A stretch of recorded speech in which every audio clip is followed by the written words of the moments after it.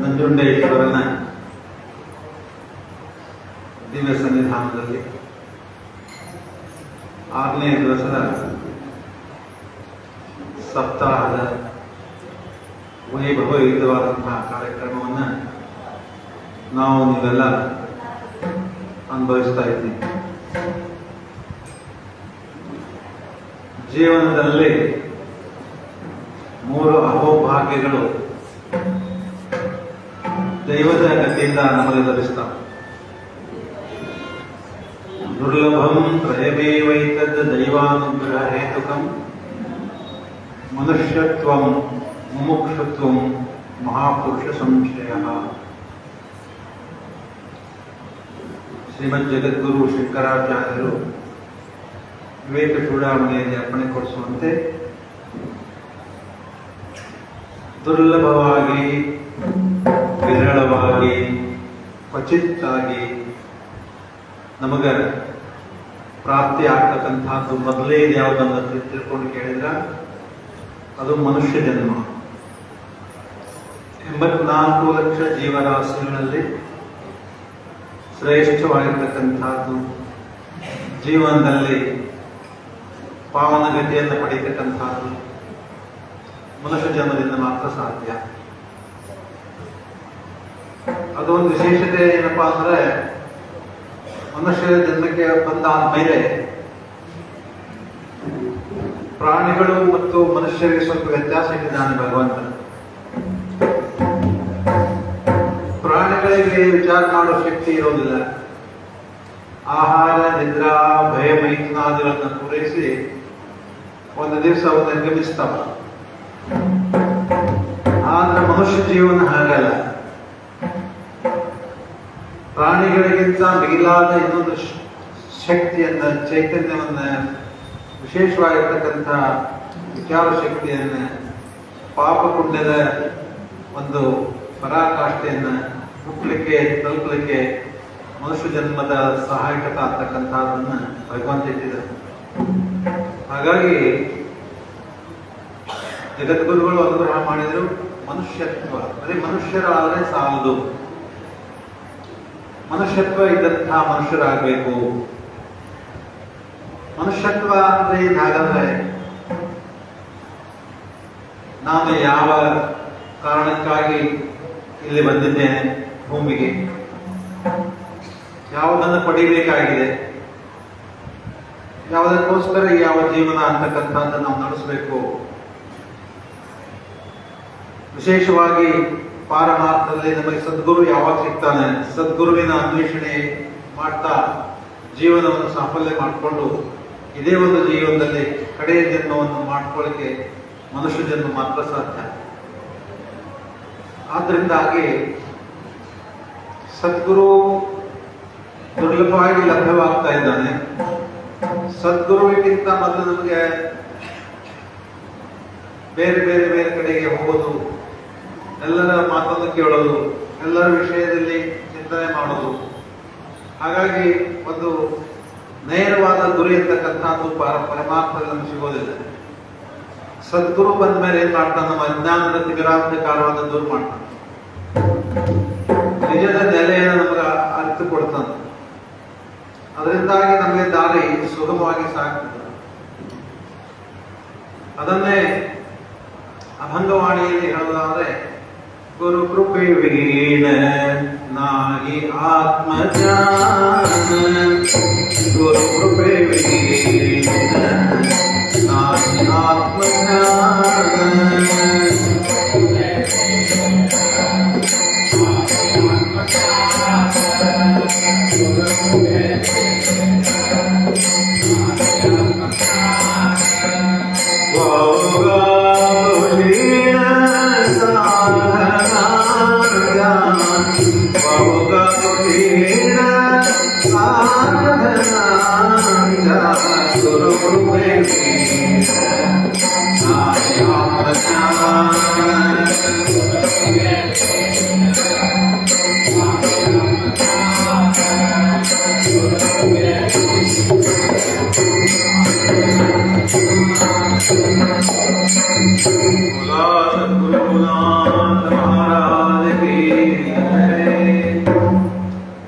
ಅಭಂಗದಲ್ಲಿ ರಾಜಾರಾಮ ಮಹಾರಾಜರು ಗುರುಕೃಪಾದ ವಿಶೇಷತೆಯನ್ನು ವರ್ಣನೆ ಮಾಡಿದರು. ಗುರುಕೃಪೆ ವೀಣ ನಾಹಿ ಆತ್ಮಜ್ಞಾನ. ಆತ್ಮಜ್ಞಾನ ಪ್ರಾಪ್ತಿ ಆಗೋದು ನಮ್ಮ ಜೀವನದ ಚರಮ ಗುರಿ ಅದ, ಮುಖ್ಯ ಗುರಿ ಅದ. ಆದ್ರೆ ಅದನ್ನ ಬೋಧನೆ ಮಾಡ್ತಕ್ಕಂಥದ್ದು ಸದ್ಗುರುವಿನ ಸಾಮರ್ಥ್ಯ ಮಾತ್ರ ಸಾಧ್ಯ. ಹಾಗಾಗಿ ಗುರುಕೃಪಾ ಹಿ ಕೇವಲಂ ಶಿಷ್ಯ ಪರಮ ಮಂಗಲಂ. ಸದ್ಗುರುವಿನ ಕೃಪಾಶೀರ್ವಾದವೇ ಶಿಷ್ಯನಿಗೆ ಪರಮ ಮಂಗಲವನ್ನು ಕೊಡುತ್ತದೆ. ಹಾಗಾದ್ರೆ ಉಳಿದಂತ ಸಾಧನೆಗಳು ಪೂರ್ವವಾಗಿರ್ತವೆ. ಗುರುಕೃಪಾ ಸಂಪಾದನೆಗೆ ಉಳಿದ ಸಾಧನೆಗಳು ಅವೆಲ್ಲ ಪೂರಕವಾಗಿದ್ದು ಗುರುಕೃಪೆಯಿಂದ ಮಾತ್ರ ನಮಗೆ ಅತ್ಯಂತಿಕ ಸುಖ ಪ್ರಾಪ್ತಿ ಇರ್ತಕ್ಕಂಥದ್ದಾಗ್ತದೆ, ದುಃಖ ನಿವೃತ್ತಿ ಇರ್ತಕ್ಕಂಥದ್ದಾಗ್ತದೆ. ಆದ್ದರಿಂದಾಗಿ ಮಹಾರಾಜರು ಅಭಂಗದಲ್ಲಿ ಅನುಗ್ರಹ ಮಾಡಿದರು, ಗುರುಕೃಪೆ ವೀಣ ನಾಯಿ ಆತ್ಮಜ್ಞಾನ. ಆತ್ಮಜ್ಞಾನ ಪ್ರಾಪ್ತಿ ಆಗಬೇಕಾಗಿದ್ರೆ ಗುರು ಮಹಾರಾಜರ ಕೃಪಾಶೀರ್ವಾದವೇ ನಮಗ ಬೇಕು. ಅವು ಗಾತೋಷೀನ ಸಾಧನ ಅಂತ ಉಳಿದಂಥ ಸಾಧನೆಗಳು ನಮ್ಮ ಶ್ರಮದ ಸಾಧನೆಗಳು, ಅವುಗಳಿಂದ ಶ್ರಮ ಆಗ್ತದೆ.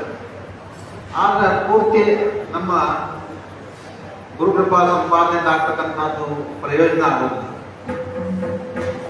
ಆದ್ದರಿಂದಾಗಿ ಸಹಜ ಸಾಧನದ ಗುರು ಮಹಾರಾಜರ ಒಂದು ಮಾರ್ಗದರ್ಶನದಿಂದ ನಮ್ಮ ಜೀವನ ಪಥ ಅಂತಕ್ಕಂಥದ್ದು ಸುಗಮಾಗ್ತದೆ. ಸಹಜ ಸಾಧನ ಗುರುಕೃಪಾದಾನ ಜೀವಾಂಗೆ ಕಲ್ಯಾಣ ತೇಣೆ ಹೋಯ. ಮಹಾರಾಜರು ಅಭಂಗದಲ್ಲಿ ಹೇಳಿದ್ರು, ತೇಣೆ ಕಲ್ಯಾಣ ಕಲ್ಯಾಣ ಜೀವ ಹೋಯ ಸಮಾಧಾನ. ಒಂದ್ಸರಿ ಕಲ್ಯಾಣ ಅಂದ್ರೆ ಮುಗಿದು ಹೋಗಿತ್ತು, ಆದ್ರೆ ಅವ್ರು ಕಲ್ಯಾಣ ಕಲ್ಯಾಣ ಅಂತ ಎರಡು ಒತ್ತಿ ಹೇಳ್ತಾರೆ. ಯಾಕಂದ್ರೆ ದಾಸಮನೈತೆ ಅವಿಶ್ವಾಸಿ ಲೋಕ ನೋಡಕತ್ತು ದೇಖ ಈಶ್ವರತ್ತು. ನಮ್ಗೆಲ್ಲ ಭಗವಂತ ಇದ್ರೆ ಬಂದಿದ್ರು ವಿಶ್ವಾಸದ ಬಹಳ ಕಡಿಮೆ. ಹಾಗಾಗಿ ಅವಿಶ್ವಾಸ ಇದ್ದಂತಹ ಜನರಿಗೆ ಹೇಳೋದು ಬಹಳ ಕಷ್ಟ ಅಂತ ಹೇಳ್ತಾರೆ. ಶ್ರದ್ಧವಾನ್ ಲಭತೆ ಜ್ಞಾನ. ಶ್ರದ್ಧೆ, ಭಕ್ತಿ, ವಿಶ್ವಾಸ ಇವುಗಳಿಂದ ಜ್ಞಾನ ಪ್ರಾಪ್ತಿ ಅಂತಕ್ಕಂಥದ್ದಾಗ್ತದೆ. ಶ್ರದ್ಧೆ, ಭಕ್ತಿ ಅಂತಕ್ಕಂಥದ್ದು ವಿಶೇಷವಾಗಿ ಅಧ್ಯಾತ್ಮ ಸಾಧನದಲ್ಲಿ ಪೂರ್ವವಾಗಿರ್ತಕ್ಕಂಥದ್ದು ಸಾಧನೆ. ಸಹಜ ಸಾಧನ ಗುರುಕೃಪಾದಾನ ಜೀವಾಂತ ಕಲ್ಯಾಣ ದೇಣೆ ಹೋಯಿ. ದೇಹಕ್ಕೆ ಕಲ್ಯಾಣ ಅಲ್ಲಿಲ್ಲ, ಅವರು ಜೀವನ ಕಲ್ಯಾಣ. ದೇಹ ಏನದ ಬಾಲ್ಯತ್ವದೊಳಗೆ ಒಂಥರ ಇರ್ತದೆ, ಯೌವನದಲ್ಲಿ ಒಂಥರ ಇರ್ತದೆ, ವಾರ್ಧಕ್ಯದಲ್ಲಿ ಒಂಥರ ಇರ್ತದೆ. ಆಗ ಎಲ್ಲರಿಗೂ ಒಂದ್ ದಿವಸ ಕೊನೆಯ ಘಳಿಗೆ ಮರಣ ಅಂತಕ್ಕಂಥ ತಪ್ಪಿದ್ದಾರೆ. ಆ ಮರಣ ಬರೋಕ್ಕಿಂತ ಪೂರ್ವದಲ್ಲಿ ಗುರುಕೃಪಾ ಸಂಪಾದನೆ ಮಾಡಿಕೊಂಡು ಗುರು ಮಾರ್ಗದಲ್ಲಿ ನಾವು ಅಡಿ ಇಟ್ಟಿದ್ದೆ ಆದ್ರೆ ಮತ್ತೆ ಪುನರ್ಜನ್ಮವನ್ನೇ ನಾವು ಖಂಡನೆ ಮಾಡ್ಕೊಳ್ಳಿಕ್ಕೆ ಸಾಧ್ಯತೆ ಅಂತಕ್ಕಂಥ. ಹಾಗಾಗಿ ಗುರು ಮಹಾರಾಜರು ದುರ್ಲಭವಾಗಿ ಲಭ್ಯವಾಗ್ತಕ್ಕಂಥವ್ರಾಗ್ತಾ ಇದ್ದಾರೆ. ದತ್ತಾತ್ರೇಯ ಶ್ರೀಪಾದ ಶ್ರೀವಲ್ಲಭ ನರಸಿಂಹ ಸರಸ್ವತೀಶ್ವರ ಗುರು ಮಹಾರಾಜರು ಭಗವಂತನ ಸ್ವರೂಪರಾಗಿ ಸದ್ಗುರುಗಳಾಗಿ ಅವತಾರ ಮಾಡಿ ಬಂದು ಗುರು ಪರಂಪರೆಯನ್ನ ಆರಂಭ ಮಾಡಿದರು. ಅದೇ ಪರಂಪರೆಯನ್ನ ಪುನರಪಿ 266 ವರ್ಷಗಳ ಹಿಂದೆ ಚಿದಂಬರ ಗುರು ಮಹಾರಾಜರು ದತ್ತಾತ್ರೇಯ ದತ್ತಭಕ್ತರಾಗಿ ದರ್ಶನ ಕೊಟ್ಟರು. ವಿಷ್ಣು ಭಕ್ತರಿಗೆ ವಿಷ್ಣುವಾಗಿ, ಈಶ್ವರನ ಭಕ್ತರಿಗೆ ಈಶ್ವರನಾಗಿ, ದೇವಿ ಭಕ್ತರಿಗೆ ದೇವಿಯಾಗಿ, ಅವರವರ ಭಾವಕ್ಕೆ ಅವರವರ ಪ್ರಕೃತಿಗೆ ಅವರವರ ಚರನಾಗಿ ಯೋಗಿ ಎನ್ನುವಂತೆ ಚಿದಂಬರ ಮಹಾರಾಜರು ಅನುಗ್ರಹ ಮಾಡಿ 266 ವರ್ಷಗಳ ಹಿಂದೆ ತಮ್ಮ ನಿಜದ ನೆಲೆಯನ್ನು ಜಗತ್ತಿಗೆ ತೋರಿಸಿಕೊಟ್ರು. ಆದ್ರೆ ಅವರಲ್ಲಿ ನಾವು ಕಾಣ್ತಕ್ಕಂತಹದ್ದು ಒಂದು ದಿವ್ಯ ಶಕ್ತಿ ಏನಪ್ಪಾ ಅಂತ ಕೇಳಿದ್ರೆ, ನಾನು ಸಾಮಾನ್ಯ ಮನುಷ್ಯ ಅಂತಕ್ಕಂತಹ ಭಾವ ಇಟ್ಕೊಂಡಿದ್ರು. ಯಾರಿಗೂ ತಮ್ಮ ಒಂದು ನಿಜವಾದ ನೆಲೆಯನ್ನ ಗುರುತು ಹೇಳಲಿಕ್ಕೆ ಆಗಲಿಲ್ಲ. ಅರ್ಥಾತ್ ಆ ಪ್ರಕಾರವಾಗಿ ಅಷ್ಟು ಸಹಜವಾಗಿರ್ತಿದ್ರು. ಸಾಮಾನ್ಯರಿಗೆ ನಾನು ವೈದಿಕ ಬ್ರಾಹ್ಮಣಿದ್ದೇನೆ,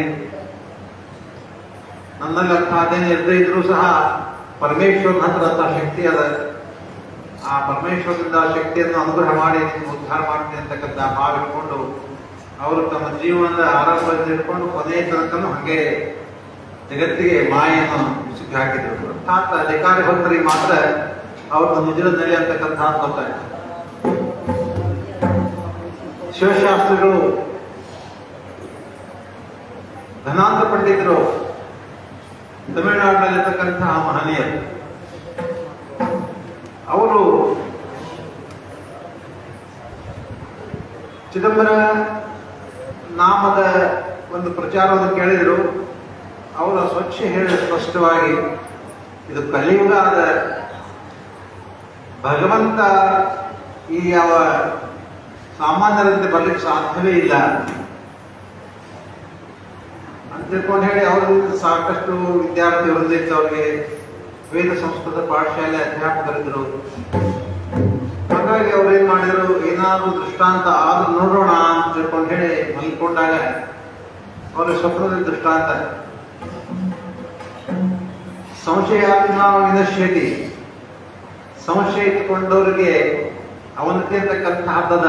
ಅದಕ್ಕೋಸ್ಕರವಾಗಿ ಸಂಶಯ ಬಿಟ್ಟು ನೀನು ಬಾ ದೃಷ್ಟಕ್ಕೆ ಅಂತ ತಿಳ್ಕೊಂಡು ಹೇಳಿ ಚಿದಂಬರದಿಂದ ಅನುಗ್ರಹ ವಾಣಿ ಆದ ತಕ್ಷಣ ಸಂಸ್ಕೃತ ಪಾಠಶಾಲೆನೂ ಅಲ್ಲೇ ಬಿಟ್ರು, ವಿದ್ಯಾರ್ಥಿವರಿಂದ ಸಾವಿರಾರು ಶಿಷ್ಯರಿದ್ರು ಅದನ್ನು ಅಲ್ಲೇ ಬಿಟ್ರು. ನೇರವಾಗಿ ಚಿದಂಬರ ಕ್ಷೇತ್ರವಾಗಿರ್ತಕ್ಕಂಥ ಮಹಾಸ್ವಾಮಿಗಳು ಗುರುಲವಸಲ್ಲಿ ವಾಸ ಮಾಡಿದ್ರು. ಗುರುನವಪುರ ಅಂತ ತಿಳ್ಕೊಂಡು ಹೇಳಿ ಗುರುಗಳು ಸ್ವಲ್ಪ ದಿವಸ ಅಲ್ಲಿ ವಾಸ ಮಾಡಿದ್ರಿಂದಾಗಿ ಅಲ್ಲಿ ಅವರನ್ನು ಕಾಣಲಿಕ್ಕೆ ಬಂದಾಗ ಚಿದಂಬರ ಮಹಾರಾಜರಿಗೆ, ನೀನು ಪರಮೇಶ್ವರ ಇದ್ದಿ, ಪರಮೇಶ್ವರ ಐವಾಸವ ಭೂಮಾ ಅವತೀರ್ಯ, ಈ ಪ್ರಕಾರವಾಗಿ ಗುರುಗಾನ ಶುರು ಮಾಡಿದರು. ಚಿದಂಬರ ಮಹಾರಾಜರು ಅವರ ನಿಜದ ಭಕ್ತಿಯ ನೆಲೆಯನ್ನು ಜಗತ್ತಿಗೆ ತೋರಿಸಬೇಕು ಅಂತ ತಿಳ್ಕೊಂಡು ಹೇಳಿ ಭಕ್ತರಿಗೆ ಹೇಳಿಕತ್ತಾರ. ನೋಡ್ರಪ್ಪ, ಶಿವ ಅಂತ ನನಗೆ ಹೇಳಿಕತ್ತಾನೆ. ಶಿವ ಎಂದಾದರೂ ಈ ಸಾಮಾನ್ಯ ರೂಪದಲ್ಲಿ ಬರಲಿಕ್ಕೆ ಸಾಧ್ಯನು? ಶಾಸ್ತ್ರಗಳೇ, ನೀವು ನಮ್ಗಿಬ್ಬರು ಹೆಂಡ್ರಿದ್ದಾರೆ, 6 ಮಂದಿ ಮಕ್ಕಳಿದ್ದಾರೆ, ನಮ್ಗೆ ಶಿವ ಶಿವ ಅಂತ ಗಂಟು ಬಿದ್ದಿರಲ್ಲ ಅಂತ ತಿಳ್ಕೊಂಡು ಹೇಳಿ ಕೂಡಲೇ ಶಾಸ್ತ್ರಿಗಳು ಅವರು ಜ್ಞಾನಿಗಳಿದ್ರು, ಪಾಪ ಅಧ್ಯಯನ ಮಾಡಿದ್ರು, ಸಾಕಷ್ಟು ತಿಳುವಳಿಕೆ ಇತ್ತು. ಅವ್ರು ಹೇಳಿದರು, ಹೌದಪ್ಪ, ನೀನು ಪರಮೇಶ್ವರ ಇದ್ದಿ, ನಾನು ಸಾಮಾನ್ಯನಾಗಿ ಬಂದಿಲ್ಲ, ನನಗೆ ಎಲ್ಲ ವಿದ್ಯಾರ್ಥಿವೃಂದದ ಪಾಠಶಾಲೆ ಅದ, ನಾನು ಅಧ್ಯಾಪಕ ಇದ್ದೀನಿ, ಹೀಗಾಗಿ ನನಗೆ ನೀನು ಸ್ವಲ್ಪ ದೃಷ್ಟಾಂತ ಕೊಟ್ಟಿದ ಮೇಲೆ ನಾ ಬಂದೇನೆ. ನೀನು ಆಕಸ್ಮಿಕವಾಗಿ ಪರಶಿವನ ಅವತಾರವೇ ಆಗದೇ ಇದ್ದರೆ ನನ್ನ ಕೈ ಒಳಗೆ ಕರ್ಪೂರ ಹಚ್ಚಿಕೊಂಡು ನೀನು ಬೆಳಕಲಿ, ಕೈ ಸುಟ್ಟರು ನೀನು ಶಿವ ಅಲ್ಲ, ಕೈ ಸುಡದೇ ಇದ್ರೆ ನೀನು ಶಿವ ಹೌದು ಅಂತ ತಿಳ್ಕೊಂಡು ಹೇಳಿ ಇಲ್ಲೇ ನಾನು ಪ್ರತ್ಯಕ್ಷ ಮಾಡ್ತೀನಿ ಅಂತ ತಿಳ್ಕೊಂಡು ಹೇಳಿ ಚಿದಂಬರ ಮಹಾರಾಜರಿಗೆ 117 ಶ್ಲೋಕದಿಂದ ಭಕ್ತಾನಂದ ಲಹರಿ ಸ್ತೋತ್ರವನ್ನ ಗುಣಗಾನ ಮಾಡಿದರು. ಆವಾಗ ಚಿದಂಬರ ಮಹಾಸ್ವಾಮಿಗಳು ಆ ಯಾವ ಉರಿಯಿಂದ ಆಗ್ತಕ್ಕಂಥ ಕಾಂಪೌಂಡ್ ಜಳವನ್ನ ತಂಪು ಮಾಡ್ತಾರೆ. ಅರ್ಥಾತ್ ಶಾಸ್ತ್ರಿಗಳೇ, ನೀವೇನ್ ತಿಳ್ಕೊಂಡ್ರಿ ಅದು ಬರೋಬ್ಬರಿ ಇದೆ ಅಂತ ತಿಳ್ಕೊಂಡು ಹೇಳಿ ಪರಮೇಶ್ವರ ರೂಪದಿಂದ ಅವರಿಗೆ ದರ್ಶನ ಕೊಡ್ತಕ್ಕಂಥವರು. ಹಾಗಾಗಿ ಅಂಥ ಯಾವ ಪರಮೇಶ್ವರ ಕಲಿಯುಗದಲ್ಲಿ ಚಿದಂಬರೇಶ್ವರನಾಗಿ ಅವತಾರ ಮಾಡಿ ಬಂದರು. ಆ ನಂತರದಲ್ಲಿ ಆ ಚಿದಂಬರನೇ ನಂಜುಂಡೇಶ್ವರನ ಸನ್ನಿಧಾನದಲ್ಲಿ ನಾವೆಲ್ಲ ಇಷ್ಟೊಂದು ವೈಭವಿತವಾದಂತಹ ಕಾರ್ಯಕ್ರಮ ಆಗಬೇಕಾಗಿದ್ರೆ ಆ ಪರಮೇಶ್ವರನ ದಿವ್ಯ ಸಾನ್ನಿಧ್ಯವೇ ನಂಜುಂಡೇಶ್ವರ. ನಂಜನ್ನು ಸ್ವೀಕರಿಸಿ ಅರ್ಧಾಂಗಿಯಾದಂತಹ ಪಾರ್ವತಿಯಿಂದ ಆ ಯಾವ ನಂಜು ವಿಷ ಅಂತಕ್ಕಂಥದ್ದು, ಹೊರಗೆ ಹೋದ್ರೆ ಜಗತ್ತು ನಾಶ ಆಗ್ತದೆ, ಒಳಗೆ ಹೋದ್ರೆ ನಮ್ಗೆ ಶಿವ ನಮ್ಗೆ ಅನುಕೂಲ ಆಗೋಲ್ಲ ಅಂತಕ್ಕಂತಹ ಭಾವನೆ ಇಟ್ಕೊಂಡು ಪಾರ್ವತಿ ಮಾತೆ ಕಟ್ಟಿನಲ್ಲಿನೇ ಆ ಯಾವ ವಿಷವನ್ನ ಸ್ಥಿರ ಮಾಡ್ತಾಳೆ. ಆದ್ರಿಂದಾಗಿ ವಿಷಕಂಠ ನೀಲಕಂಠ ಅಂತ ತಿಳ್ಕೊಂಡು ಹೇಳಿ ಅವನು ಪ್ರಸಿದ್ಧಿಯಾದ. ನಂಜುಂಡೇಶ್ವರನ ಕ್ಷೇತ್ರ ಅಪ್ರತಿಮವಾಗಿರ್ತಕ್ಕಂಥದ್ದು. ಬೆಳಗಿನ ಬ್ರಾಹ್ಮಿ ಮುಹೂರ್ತದಲ್ಲಿ ಈ ಯಾವ ಕ್ಷೇತ್ರದಲ್ಲಿ ಸ್ವತಃ ದೇವಾನುದೇವತೆಗಳು ಬಂದು ಆ ಭಗವಂತನ ಮೇಲೆ ಪುಷ್ಪವೃಷ್ಟಿಯನ್ನು ಮಾಡ್ತಾರೆ. ಆ ಪುಷ್ಪವೃಷ್ಟಿಗಳ ಒಂದು ಸುವಾಸನೆ ಅಂತಕ್ಕಂಥದ್ದು ಬೆಳಗಿನ ಜಾವ ಬಾಗಿಲ ತೆಗಿತಾರಲ್ಲ ಅರ್ಚಕರು, ಅವರಿಗೆ ದರ್ಶನ ಆಗ್ತದೆ. ಆ ನಂಜುಂಡೇಶ್ವರ ಕ್ಷೇತ್ರದಲ್ಲಿ ಕಪಿಲಾ ಸಂಗಮದ ತಟಾಕದಲ್ಲಿ ಕಪಿಲಾ ಸಂಗಮದಲ್ಲಿ ಕೌಂಡಿನ್ಯ ಯಾವ ನದಿಯ ಒಂದು ಸಂಗಮದಿಂದಾಗಿ ಕಪಿಲಾ ಸಂಗಮ ಅಂತಕ್ಕಂಥದ್ದಾಗಿದೆ. ಇಲ್ಲಿ ಸ್ನಾನ ಮಾಡಿ ಆ ಭಗವಂತನ ದರ್ಶನ ತೆಗೆದುಕೊಂಡ್ರೆ ಸಾಕು, ಪಾಪ ವಿಮೋಚನೆ ಆಗ್ತದೆ. ಅಪ್ರತಿಮವಾಗಿರ್ತಕ್ಕಂಥದ್ದು ಕ್ಷೇತ್ರ. ಆ ಪರಮಾತ್ಮ ಇಲ್ಲಿ ಸಾನ್ನಿಧ್ಯ ಇರೋದ್ರಿಂದಲೇ ಇಷ್ಟೆಲ್ಲ ಕಾರ್ಯಕ್ರಮ ವೈಭವ ನಡೆದಿದೆ. ವಿದ್ಯಾ ಕಲ್ಯಾಣ ನಿನ್ನೆ ಆಯ್ತು ಮೊನ್ನೆ.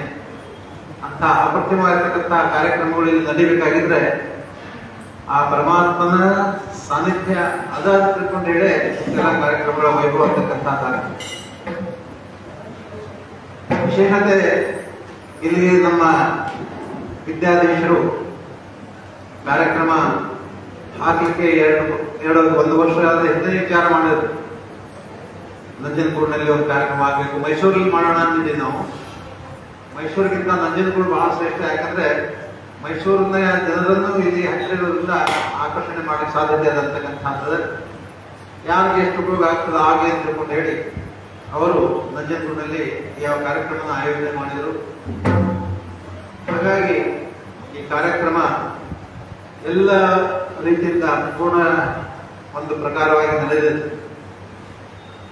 ಈ ಯಾವ ಕಾರ್ಯಕ್ರಮದಲ್ಲಿ ವಿಶೇಷವಾಗಿರ್ತಕ್ಕಂಥದ್ದು ಗುರುಚರಿತ್ರೆ ಪಾರಾಯಣ. ಗುರು ಮಹಾರಾಜರು, ದತ್ತ ಮಹಾರಾಜರು ಕೃಪಾಶೀರ್ವಾದ ಮಾಡಿ ಅನುಗ್ರಹ ಮಾಡಿ 7 ದಿವಸದಲ್ಲಿ ಭಕ್ತರಿಗೆ ಅವರು ಬೈಕ್ಗಳ ಪೂರೈಕೆ ಮಾಡ್ತಕ್ಕಂಥ ಮಹನೀಯರು.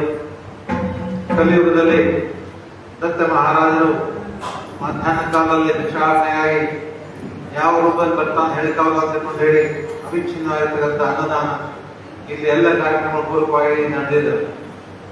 ಅಭಿಷೇಕ ಕಾರ್ಯಕ್ರಮ ಜೊತೆಗೆ ಅಖಂಡ ವೀಣಾ ಕಾರ್ಯಕ್ರಮ. ಅಖಂಡ ವೀಣಾ ಕಾರ್ಯಕ್ರಮ 365 ದಿವಸನೂ 24 ಗಂಟೆನೂ ನಡಿಬೇಕು ಅಂತ ತಿಳ್ಕೊಂಡು ಹೇಳಿ 108ನೇ ಸಪ್ತಾಹದ ನಂತರ ಕ್ಷೇತ್ರ ಕರ್ಕಿಹಳ್ಳಿಯಲ್ಲಿ ಆಯೋಜನೆ ಮಾಡತಕ್ಕಂಥದ್ದು ಒಂದು ಸಂಕಲ್ಪ ಇದೆ. ಹಾಗಾಗಿ ಆ 108 ಸಪ್ತಾಹಗಳಲ್ಲಿ ಇದು 105ನೇ ಸಪ್ತಾಹ. ಇನ್ನು 3-4 ಕಾರ್ಯಕ್ರಮಗಳಲ್ಲಿ 108 ಆಗ್ತವೆ. ಆದ್ರೆ ನಮ್ಮದು ಉದ್ದೇಶ ಏನಂತ ತಿಳ್ಕೊಂಡು ಕೇಳಿದ್ರೆ, ಕರ್ಕಿಹಳ್ಳಿಯಲ್ಲಿ ಚಿದಂಬರೇಶ್ವರ ಮೃತ್ಯುಂಜಯೇಶ್ವರನಾಗಿ ವಿರಾಜಮಾನಾಗಿದ್ದಾನೆ. ಆ ಮೃತ್ಯುಂಜಯೇಶ್ವರನ ಸನ್ನಿಧಾನದಲ್ಲಿ ಇನ್ನ 5 ವರ್ಷಕ್ಕೆ 2029 ಇಸ್ವಿಗೆ ಅಮೃತ ಮಹೋತ್ಸವ ಬರ್ತದೆ. 75ನೇ ವರ್ಷ ಆಗ್ತದೆ. ಅಲ್ಲಿವರೆಗೆ ಸಪ್ತಾಹವನ್ನು ಮುಂದುವರಿಸಬೇಕು. 25ನೇ ವರ್ಷ ಏನಾಗ್ತದೆ ಆ ಅಮೃತ ಮಹೋತ್ಸವ, ಆ ಸಂದರ್ಭದಲ್ಲಿ 29ನೇ ಇಸ್ವಿಯಲ್ಲಿ ಈ ಅಖಂಡ ವೀಣೆಯನ್ನ ಶಾಶ್ವತವಾಗಿ ಮಾಡಬೇಕು ಅಂತಕ್ಕಂಥ ಒಂದು ಉದ್ದೇಶ.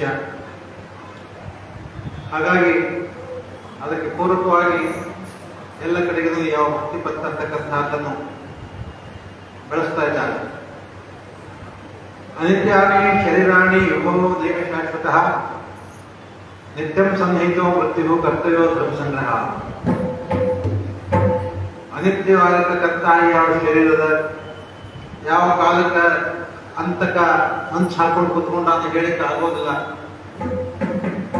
ಹಾಗಾಗಿ ಆ ಅಂತಕನ ಕರೆ ಬರುವುದರೊಳಗಾಗಿ ನಾವು ಸದ್ಗುರುವಿಗೆ ಶರಣಾಗತಿಯಾಗಿ ಗುರು ಮಹಾರಾಜರ ಒಂದು ಮಾರ್ಗದರ್ಶನದಂತೆ ಆ ಚಿದಂಬರ ನಾಮದ ಆಗಲಿ, ಓಂಕಾರ ಏಕಾಕ್ಷರಿ ಬೀಜವಾಗಲಿ, 2 ಅಕ್ಷರ ರಾಮ ಮಂತ್ರವಾಗಲಿ, 3 ಅಕ್ಷರ ವಿಠಲ ಮಂತ್ರವಾಗಲಿ, 4 ಚಿದಂಬರ ಮಂತ್ರವಾಗಲಿ, ನಮ ಶಿವಾಯ ಪಂಚಾಕ್ಷರಿ ಮಂತ್ರವಾಗಲಿ, ಅಷ್ಟಾಕ್ಷರಿ ಓಂ ನಮ ಶಿವಾಯ ಮಂತ್ರವಾಗಲಿ, ಅಷ್ಟಾಕ್ಷರಿ ಓಂ ನಮೋ ನಾರಾಯಣ ಮಂತ್ರವಾಗಲಿ, ಅದೇ ಪ್ರಕಾರವಾಗಿ 13 ಅಕ್ಷರದ ಶ್ರೀರಾಮ ಜಯ ರಾಮ ಜಯ ಜಯ ಶ್ರೀರಾಮ ಆಗಲಿ, 18 ಅಕ್ಷರದ ದಿಗಂಬರ ದಿಗಂಬರ ಶ್ರೀಪಾದವಲ್ಲಭ ದಿಗಂಬರ.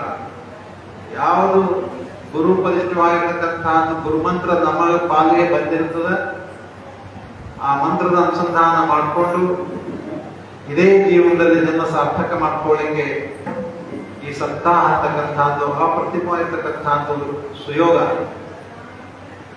ಭಾಗ್ಯ ಅನಂತ ಜನ್ಮೀಚೆ ಪುಣ್ಯ ನಗವರೇ ವಾಚೇಶು ವಿಚಾರ ನಾಮಚರಂತ. ಅನಂತ ಜನ್ಮದ ಪುಣ್ಯ ಅಂತಕ್ಕಂಥದ್ದು ಭಾಗ್ಯ ಅಂತಕ್ಕಂಥದ್ದು ನಮ್ಮ ಪದರಿಗೆ ಬಂದಿದ್ರೆ ಸಪ್ತಾಹದಲ್ಲಿ ಭಾಗಿಯಾಗತಕ್ಕಂತಹ ಒಂದು ಸುಯೋಗ ಮತ್ತು ಯಾವ ನಾಮಸ್ಮರಣೆಯಲ್ಲಿ ಭಾಗವಾಗತಕ್ಕಂಥ ಒಂದು ಯೋಗ ಅಂತಕ್ಕಂಥ ನಮ್ಮ ಭಗವಂತನನ್ನು ಕೊಡ್ತಾನೆ. ಜೊತೆಗೆ ನಮ್ಮ ವಿದುಷಿಗಳಾದಂತಹ ನಮ್ಮ ಲಕ್ಷ್ಮಿಯವರು ವಿಶೇಷವಾಗಿ ಎಲ್ಲ ರೀತಿಯ ಶಂಕರಾಚಾರ್ಯ ಶ್ರೀಮದ್ ಜಗದ್ಗುರು ಶಂಕರಾಚಾರ್ಯ ವಿಶೇಷವಾಗಿರ್ತಕ್ಕಂಥ ಸಾಹಿತ್ಯವನ್ನು ಎಲ್ಲರಿಗೂ ಪ್ರಸ್ತುತಪಡ್ತಕ್ಕಂಥವರಾಗಿದ್ದಾರೆ. ಎಷ್ಟೊಂದು ಅಹೋಭಾಗ್ಯ ಅಂತ ತಿಳ್ಕೊಂಡು ಕುಮಾರ್ತಿ ನಡೀತಾ ಇದೆ. ಒಂದೇ ಎರಡೇ ಕಾರ್ಯಕ್ರಮಗಳು. ಇದರಲ್ಲಿ ಯಾರಿಗೆ ಯಾವುದು ಲಾಭ ಅದ, ಯಾವ್ದ್ರ ಮೇಲೆ ಇಷ್ಟ ಅದ ಅದನ್ನು ಪೂರೈಸ್ಕೊಳ್ಳಿಕ್ಕೆ ಸಾಧ್ಯತೆ ಅಂತಕ್ಕಂಥ. ಹಾಗಾಗಿ ಈ ಯಾವ ಸಪ್ತಾಹದ ಪ್ರಯೋಜನ ಅಂತಕ್ಕಂಥದ್ದು ಇಷ್ಟೇ ಅಂತ ಹೇಳಿಕ್ ಬರಂಗಿಲ್ಲ. ರಾಜಾರಾಮ್ ಮಹಾರಾಜರಿಗೆ ಸಪ್ತಾಹ ಮೊದಲಿಗೆ ಆರಂಭದಲ್ಲಿ ಮೊದಲು 7 ದಿವಸ ಉಪವಾಸ ಇದ್ರು, ನಿರಾಹಾರ. ಅವರು ಇರೋದು ರಾಜಾರಾಮ್ ಮಹಾರಾಜರು ಮಹಾರಾಷ್ಟ್ರದೊಳಗ ಗಂಗಾ ಪಾಬಳಗಾಮ್ ಅಂತ ತಿಳ್ಕೊಂಡು ಹೇಳಿ ಅಲ್ಲಿ ಕ್ಷೇತ್ರದಲ್ಲಿದ್ದಂತಹ ಮಹನೀಯರು ಅವರಿಗೆ ದೃಷ್ಟಾಂತ ಅದು ಭಗವಂತ ಚಿದಂಬರಾಗಿ ಬಂದಾನ ಅಂತ ತಿಳ್ಕೊಂಡೇಳಿ. ಹಂಗೆ ಎಲ್ಲರಂಗ ಅವರು ನೇರವಾಗಿ ಚಿದಂಬರ ಭೇಟಿಗೆ ಬರಲಿಲ್ಲ. ಏನಾದ್ರು ದೃಷ್ಟಾಂತ ಆದ್ರೆ ಬರ್ತೀನಿ ಅಂತ ತಿಳ್ಕೊಂಡಿದ್ರು. ಆ ಪ್ರಕಾರವಾಗಿ ರಾಜಾರಾಮ್ ಮಹಾರಾಜರಿಗೆ ಸ್ವಪ್ನದಲ್ಲಿ ಚಿದಂಬರ ಮಹಾರಾಜರು ಒಂದು ಉಚ್ಚವಾದಂತಹ ಮಂಟಪದಲ್ಲಿ ಕುತ್ಕೊಂಡಿದ್ದಾರೆ. ಸಾವಿರಾರು ಜನರು ನುಗ್ಗಿ ಬರ್ತಾ ಇದ್ದಾರೆ. ಸ್ವಾಮಿಗಳು ಬಂದಿದ್ದಾರೆ, ಚಿದಂಬರ ಮಹಾರಾಜರು ಬಂದಿದ್ದಾರೆ, ಅವ್ರ ದರ್ಶನಕ್ಕೆ ಬರ್ಬೇಕು ಅಂತ ತಿಳ್ಕೊಂಡು ಹೇಳಿ ಸಾವಿರಾರು ಮಂದಿ ನುಗ್ಗಿ ಬರ್ತಾ ಇದ್ದಾರೆ.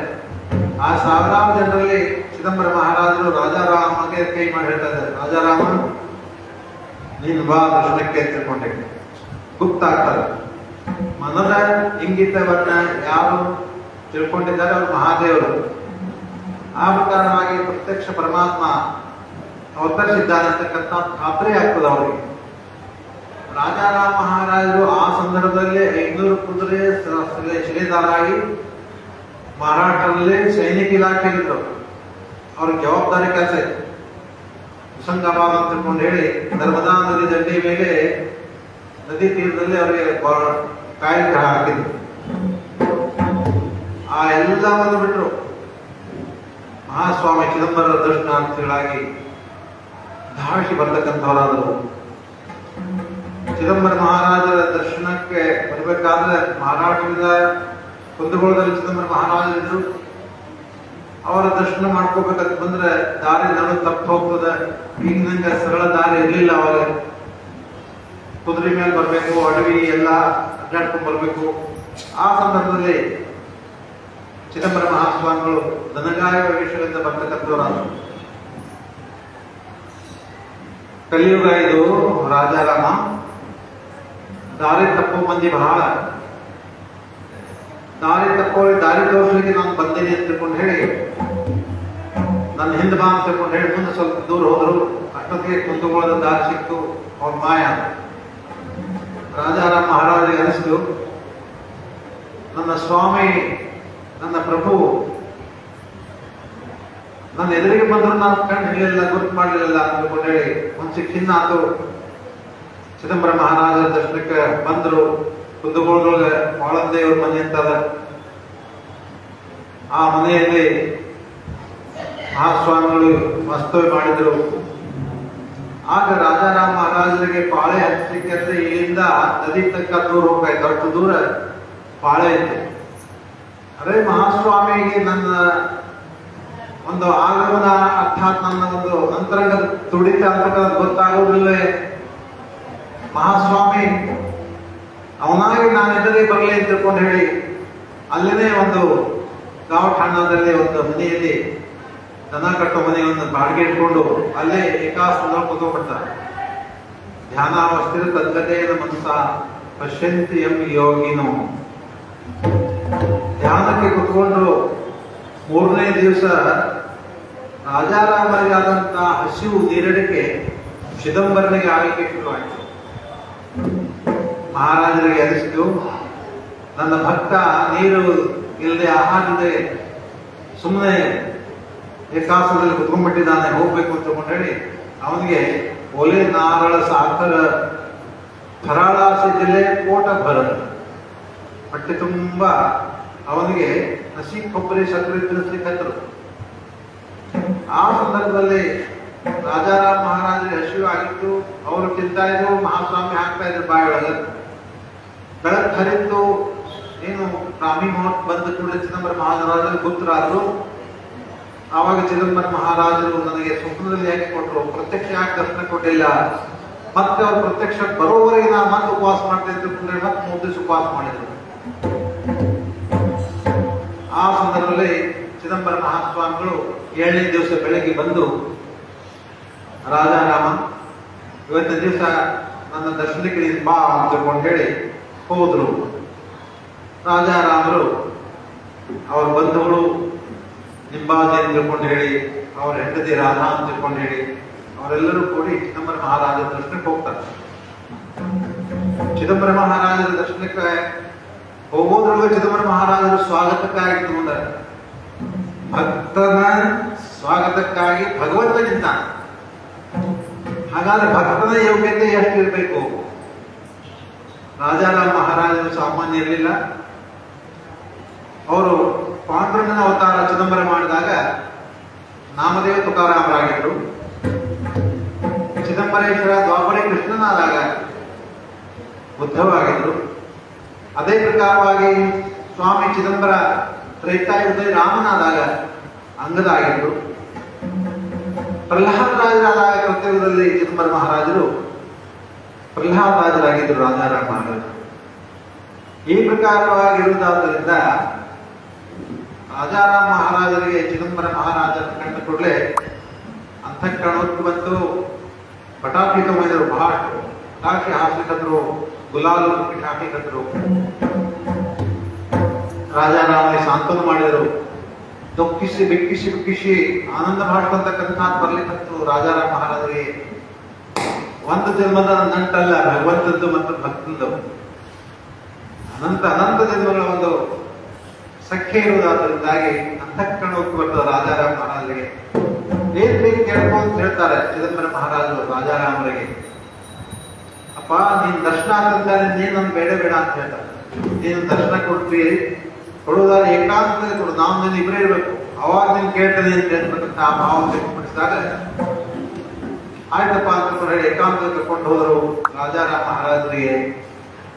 ಏನಪ್ಪಾ ನಿಮಗೆ ಇಚ್ಛೆ ಅಂತ ಕೇಳಿದಾಗ, ಸಚ್ಚಿದಾನಂದ ಸ್ವರೂಪದಲ್ಲಿ ಮನಸ್ಸು ನಿಮಗ್ನವಾಗಬೇಕು, ಸದಾಕಾಲ ಆ ಭಗವಂತನ ಚಿಂತನೆಯಲ್ಲಿ ಆನಂದ ಅಂತಕ್ಕಂಥದ್ದೇ ನಾಲ್ಕದಲ್ಲ, ಆ ಆನಂದದ ಭಾವನೆಯಲ್ಲಿ ನಾನು ಇರಬೇಕು, ಸದಾಕಾಲ ಒಂದನಾವಸ್ಥೆಯಲ್ಲಿ ಇರಬೇಕು. ರಾಜಾರಾಮ್ ಮಹಾರಾಜರಿಗೆ ಅನುಗ್ರಹ ಮಾಡಿದರು. ತಲೆಯ ಮೇಲೆ ವರದಹಸ್ತವನ್ನಿಟ್ಟರು. ರಾಜಾರಾಮ್ ಮಹಾರಾಜರಿಗೆ ಕೃಷ್ಣ ತ್ರೇತಾ ದ್ವಾಪರ ಇವುದೆಲ್ಲವೂ ಸ್ಮರಣೆ ಆಗಲಿಕ್ಕಂತು. ಅರ್ಥಾತ್ ಅದೆಲ್ಲವೂ ಜ್ಞಾನದ ಒಂದು ಮರುಕಳಿಸ್ತು. ಆ ಸಂದರ್ಭದಲ್ಲಿ ಚಿದಂಬರನಿಗೆ ರಾಜಾರಾಮರು ಕೇಳ್ತಾರೆ, ಅಪ್ಪ ನಿನ್ನ ಜಗತ್ತಿನ ಜನರೆಲ್ಲ ಏನ್ ಮಾಡ್ತಾರೆ, ತಮ್ಮ ವಾಸನೆಗಾಗಿ ಹುಟ್ಟಿರ್ತಾರೆ, ಅದು ಬೇಕು ಇದು ಬೇಕು, ಹಂಗಾಗಬೇಕು ಹಿಂಗಾಗಬೇಕು. ನೀನು ನಿನ್ನ ವಾಸನಾಗ ನಾನು ಹುಟ್ಟಿಸ್ಕೊಂಡಿದ್ದಿ. ತುಜಿಯಾ ನಾಮಾತ ಡಾಂಗುರಿ ಮ್ಯಾಥೋ ಕೇಳಿ ಸೃಷ್ಟಿವರೆ, ಜಗತ್ತಿನಲ್ಲಿ ನಿನ್ನ ನಾಮದ ಡಂಗುರವನ್ನು ಬಾರ್ತಕ್ಕಂಥ ಡಿಂಗರಿಗನಾಗಿ ನನ್ನನ್ನು ಹುಟ್ಟಿಸಿಕೊಂಡಿದೀಯಾ. ಹಾಗಾಗಿ ಇಂದಿನಿಂದ ನಿನ್ನ ಸೇವೆ ಮಾಡ್ತೀನಿ ಅಂತಕೊಂಡು ಹೇಳಿ ತಾಳ ವೀಣಾ ಮೃದನ್ ಝೇಂಕಾರ ಮಾಡ್ತಾ, ನಾಮೂರುಮೇ ವೀಣಾ ಕರ್ಮೇ, ನಾಮೂರುಮೇ ವೀಣಾ ಕರ್ಮೇ, ಹೃದಯ ರಾಜಾ ರಾಮ್ ತಿರಂಬರ ದಾಸ ರಾಜಾ ರಾಮ್, ತಿರಂಬರ ದಾಸ ರಾಜಾ ರಾಮ್.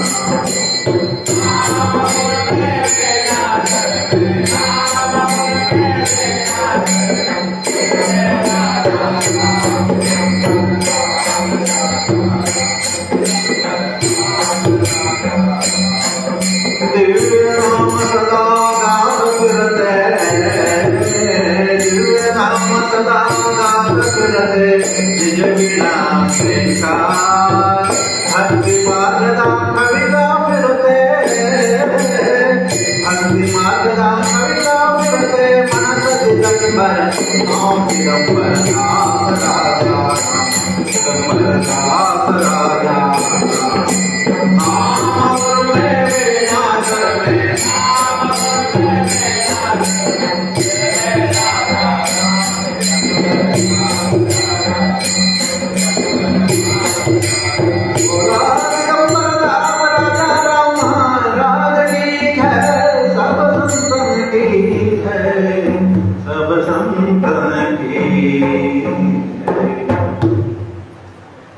ರಾಜಾರಾಮರು ಪೂರ್ವಿ ಮತ್ತು ತುಕಾರಾಮ ಮಾತಾಡ್ತಾರೋ ರಾಜಾರಾಮನಂತೆ ಚಿದಂಬರನ ಪೂರ್ವಾವತಾರ ಪಂಡಿತನಾಥನ ಅವತಾರ, ರಾಜಾರಾಮರ ಪೂರ್ವಿ ಅವತಾರ ನಾಮದೇವ ತುಕಾರಾಮನ ಅವತಾರ. ಈ ಸಂದರ್ಭದಲ್ಲಿ ರಾಜಾರಾಮ ಮಹಾರಾಜರು ನಾಮದೇವ ತುಕಾರಾಮನಾಗಿದ್ದಾಗ ಪಾಂಡವನಿಗೆ ಪ್ರಾರ್ಥನೆ ಮಾಡ್ತಕ್ಕಂಥವ್ರಾದರು. ಅಪ್ಪ ಪಂಡರಿರಾಯ, ನಿನ್ನನ್ನು ನಾನು 100 ಕೋಟಿ ಅಭಂಗಗಳಿಂದ ನಿನ್ನನ್ನು ವರ್ಣನೆ ಮಾಡಬೇಕು, ನಿನ್ನ ಅನುಗ್ರಹ ಮಾಡು ಅಂತ ಕೇಳ್ತಾರೆ. ನಾಮ್ ತೋ ಚಿತುಕ ಹೋದಿ ಆಲ ಶತಕೋಟಿ ಭರ್ತಿಲ್ಲ ಕೋಟಿ ಪಂಚವಿ ಸೌನಿ ಆಲ ಕ್ಲಾಸ್ ಗಣಿತ. ಆ ಸಂದರ್ಭದಲ್ಲಿ ಪಾಂಡವನಿಗೆ ಗಾಬರಿ ಆದ.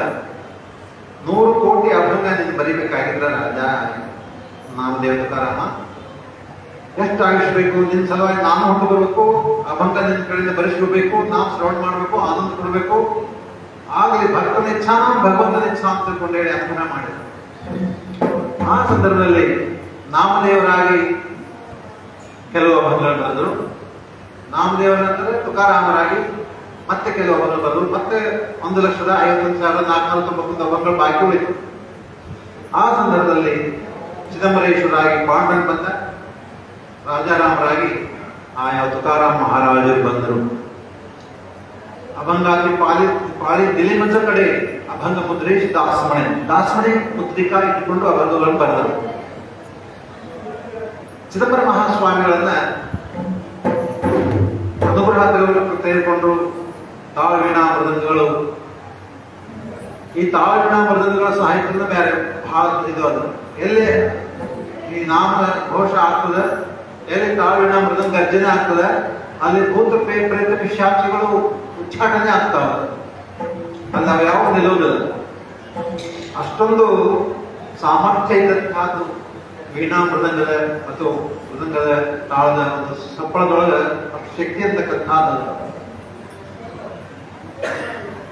ಈ ವೀಣಾ ವಿಷಯವಾಗಿ ಹೇಳಬೇಕಾಗಿದ್ರೆ ಸ್ವತಃ ನಾರದ್ರೆ ತ್ರಿಲೋಕ ಸಂಚಾರ ಮಾಡ್ತಾ ಭಗವಂತನ ಗುಣಗಾನ ಮಾಡ್ತಾ ವೀಣಾ ಬಾರಿಸ್ತಾ ನಾರಾಯಣ ನಾರಾಯಣ ಮಹಾಮಂತ್ರದ ಅನುಸಂಧಾನವನ್ನು ಮಾಡಿದರು.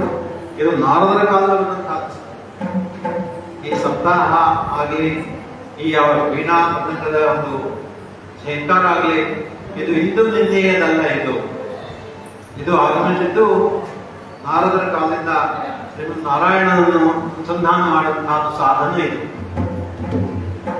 ಪಾಂಡುರಂಗನ ಅವತಾರದಲ್ಲಿ ಒಂದು ಕಥೆ ಬರ್ತದೆ. ಇದಕ್ಕೆ ನಿಳೋಗ ಮಹಾರಾಜರು ಸಂತರು ಆಗಿ ಹೋದ್ರ. ಆ ಸಂದರ್ಭದಲ್ಲಿ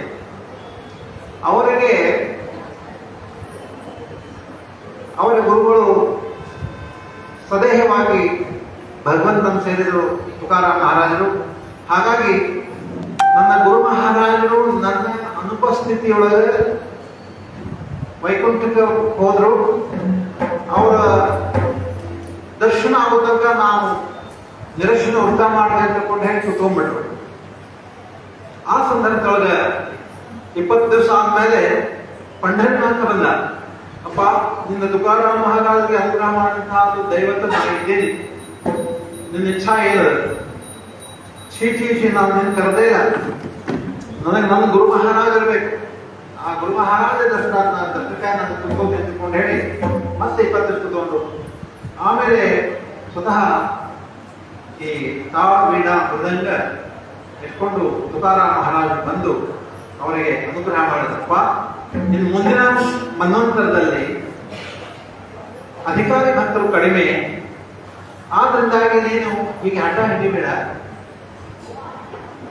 ಈ ತಾಳವೀಣಾ ಮೃದಂಗಗಳ ಗರ್ಜನೆಯೊಂದಿಗೆ ನಾಮಸ್ಮರಣೆ ಮಾಡ್ಕೊತಾ ಹೋಗು. ಕಲಿಯುಗದಲ್ಲಿ ಒಂದು ಸಾಮರ್ಥ್ಯದಿಂದ ಆ ಭಗವಂತನನ್ನ ಕಾಣಿಸ್ಕೊಡ್ತದ, ಅರ್ಥಾತ್ ಭಗವಂತನ ಕಡೆಗೆ ಹೋಗಿ ಸರಳವಾದ ಮಾರ್ಗದ ಅಂತ ತಿಳ್ಕೊಂಡು ಹೇಳಿ ಬೋಧನೆ ಮಾಡ್ತಕ್ಕಂಥವರಾದ್ರು, ಗುಪ್ತರಾದರು.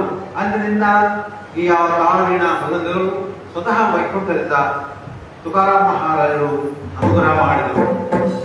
ಅದೇ ಸಂಪ್ರದಾಯದ ರಾಜಾರಾಮ್ ಮಹಾರಾಜರು ತುಕಾರಾಮ್ ಮಹಾರಾಜರು ಅವತಾರವಾದ್ದರಿಂದ ತಾಳ್ವಿನ ಮೃದಂಗಗಳನ್ನ ದಿಗ್ದಿಗಂತಗಳಲ್ಲಿ ಜ್ಞಾನ ಮಾತಾಡ ಅಂಗುರಿ ಜ್ಞಾಪಕ ಸೃಷ್ಟಿಯಲ್ಲಿ ಕಾಶಿರಾಮೇಶ್ವರ ಧರ್ಮಿ ಬದಲಿಕೆ ಪಾಸು. ರಾಜಾರಾಮ್ ಮಹಾರಾಜರು ಕಾಶಿಗೆ ಹೋದರು, ರಾಮೇಶ್ವರಕ್ಕೆ ಹೋದರು. ಈ ಯಾವ ದಂಡಿಯ 108 ಸಪ್ತಾಹಗಳು ಸಹ ಕಾಶಿಯಲ್ಲಿಯೂ ಆಗಿದೆ, ರಾಮೇಶ್ವರದಲ್ಲಿ ಆಗಿದೆ, ತಮಿಳುನಾಡಿನಲ್ಲಿ ಆಕಾಶ ಚಿದಂಬರದಲ್ಲಿ ಆಗಿದೆ, ನೈಮಿಷಾರಣ್ಯದಲ್ಲಿ ಆಗಿದೆ. ಹಾಗಾಗಿ ಎಲ್ಲೆಲ್ಲಿ ರಾಜಾರಾಮ ಸಂಚಾರ ಮಾಡಿದ್ರು ಅಂತ ಅನ್ಕೋರಿ ಅವೆಲ್ಲವೂ ಸುಮಾರು ಜಾಗಗಳಲ್ಲಿ ಯಾವ ತಾಳ್ವಿನ ಮೃದಂಗಗಳ ಗರ್ಜನೆ ನೇಕಾರ ಆಗಿ ಬಂದಿದೆ. ಅದೊಂದು ಅವರ ಭಾಗ್ಯ ಅದ. ಹಾಗಾಗಿ ನೈವೇದ್ಯ ಬಂತು. ನಮ್ಮ ಮಾತಿಗೆ ಪೂರ್ಣರಾಮ ಪ್ರೋಣ ಮತ್ತು ನಾವು ಮಾತಾಡೋಣ. ಗುರು ಮಹಾರಾಜ ಆಶೀರ್ವಾದ ಮಾಡ್ತಾನೆ. ರಾಜಾ ರಾಜ ಪರೇಶ್ವರ ಮಹಾರಾಜ ಕಿ ಜೈ.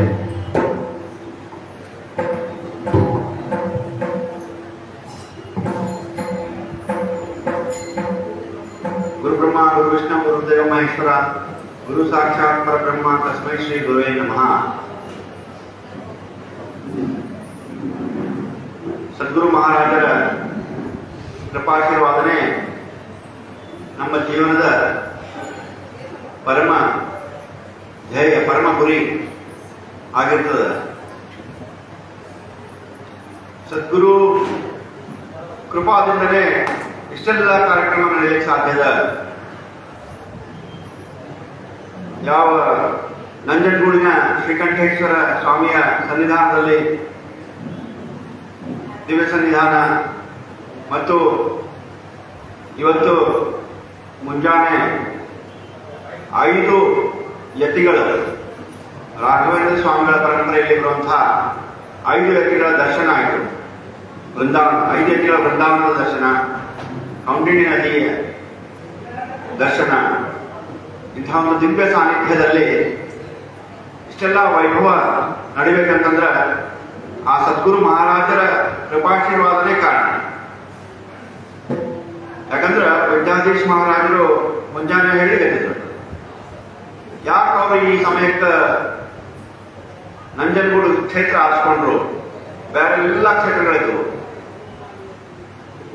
ಅದಕ್ಕೆ ಅವರು ಏನು ಉತ್ತರ ಹೇಳಿದ್ರಂದ್ರೆ, ಇವತ್ತಿಗೆ ಸರಿಯಾಗಿ 9 ವರ್ಷದ ಹಿಂದೆ ಉತ್ತರ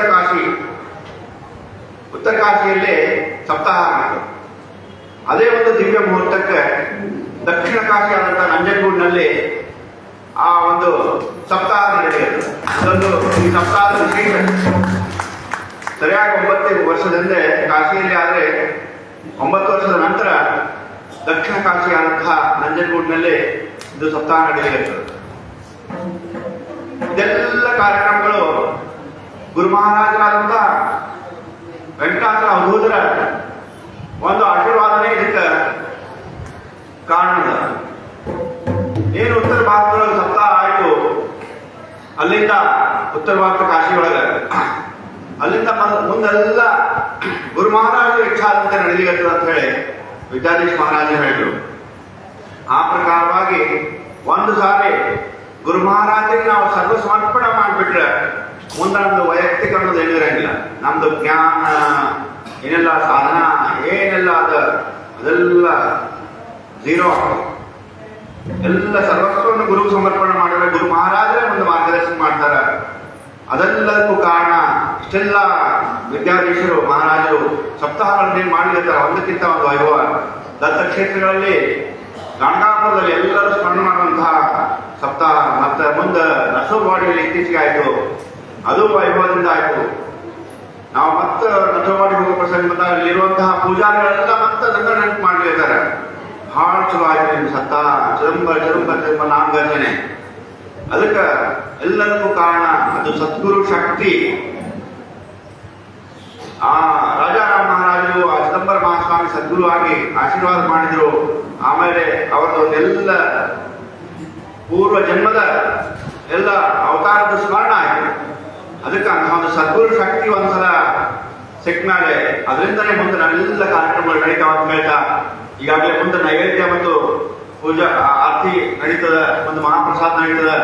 ಅದಕ್ಕೆ ಆ ಭಗವಂತ ಕ್ಷೇತ್ರಾಧಿಪತಿ ನಂಜುಂಡೇಶ್ವರ ಶ್ರೀಕಂಠೇಶ್ವರ ಸ್ವಾಮಿ ಎಲ್ಲರಿಗೂ ಅಖಂಡ ಆಶೀರ್ವಾದ ಮಾಡಲಿ ಅಂತ ಕೇಳ್ತಾ ಈ ಒಂದೆರಡು ನುಡಿಗಳನ್ನು ಸದ್ಗುರು ಚರಣಗಳಲ್ಲಿ ಸಮರ್ಪಣೆ ಮಾಡ್ತಾರೆ.